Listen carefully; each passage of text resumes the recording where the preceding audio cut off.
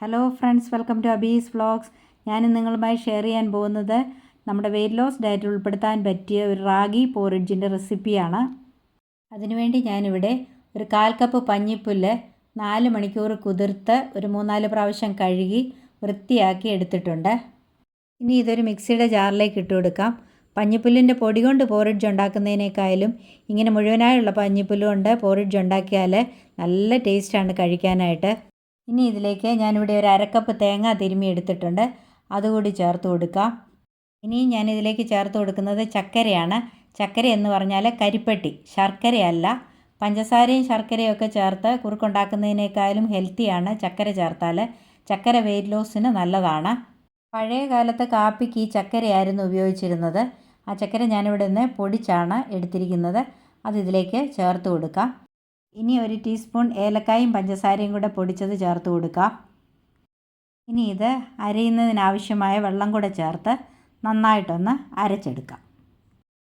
പഞ്ഞപ്പുല്ല് ഞാനിവിടെ അടിച്ചെടുത്തു. ഇനി നമുക്കിതൊരു അരിപ്പയിലൂടെ ഒന്ന് അരിച്ചെടുക്കാം. ഇങ്ങനെ മുഴുവനെയുള്ള റാഗി അടിച്ചെടുത്താൽ ഒട്ടും ഉമിയില്ല. കാണുമ്പോൾ തന്നെ മനസ്സിലാവുമല്ലോ ഒട്ടും ഉമിയില്ല എന്നുള്ളത്. ഇത് വെച്ച് ഇങ്ങനെ കുറുക്കുണ്ടാക്കിയാൽ വളരെ സ്മൂത്താണ് കുടിക്കാനായിട്ട്. ഈ റാഗി അല്ലെങ്കിൽ ഫിംഗർ മില്ലറ്റിന് ഒരുപാട് ഹെൽത്ത് ബെനിഫിറ്റ്സ് ഉണ്ട്. റാഗി എന്ന് പറയുന്ന വെയ്റ്റ് ലോസിന് വളരെ നല്ലതാണ്. അതുപോലെ തന്നെ കാൽഷ്യവും പ്രോട്ടീനും ഒക്കെ ഇതിനകത്ത് ധാരാളം അടങ്ങിയിട്ടുണ്ട്.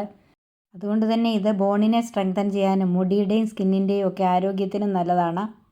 ലേഡീസിന് പ്രഗ്നൻസി ടൈമിൽ ഇത് നല്ല ഹെൽത്തി ആയിട്ടുള്ളൊരു ഫുഡാണ്. അതുപോലെ തന്നെ അനീമിയ ഉള്ളവർക്ക് വളരെ നല്ലതാണ്. ഇത് അയൺ റിച്ച് ആണിത്. കുഞ്ഞുങ്ങൾക്ക് പാൽ കൊടുക്കുന്ന അമ്മമാർക്ക് പാലുണ്ടാകുന്നതിന് ഈ റാഗി വളരെ നല്ലതാണ്. ഒരു പ്രാവശ്യം കൂടെ അല്പം വെള്ളം കൂടെ ചേർത്ത് ഇതൊന്നുകൂടെ അടിച്ചെടുക്കാം. നമ്മുടെ പഞ്ഞിപ്പുല്ല് കുറുക്കുന്നതിന് വേണ്ടി ഞാൻ ഒരു സോസ് പാനിലേക്ക് ഇതൊന്നുകൂടി ഒന്ന് അരിച്ചൊഴിക്കുകയാണ്.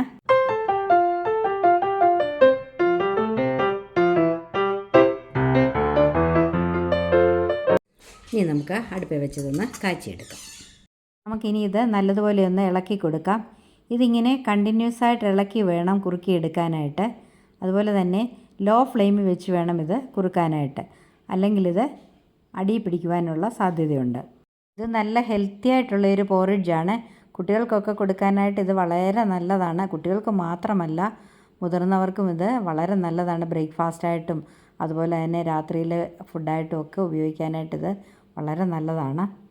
ഞാനിത് തേങ്ങാപ്പാലിൽ കാച്ചുന്നത് കൊണ്ട് പാൽ അലർജി ഉള്ളവർക്കും ഇത് ഉപയോഗിക്കാം.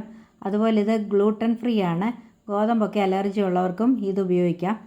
നമ്മുടെ പഞ്ഞിപ്പുല്ല് ഇവിടെ കുറുകി തുടങ്ങിയിട്ടുണ്ട്. കണ്ടോ, അതിൻ്റെ കൺസിസ്റ്റൻസിയൊക്കെ മാറി തുടങ്ങി.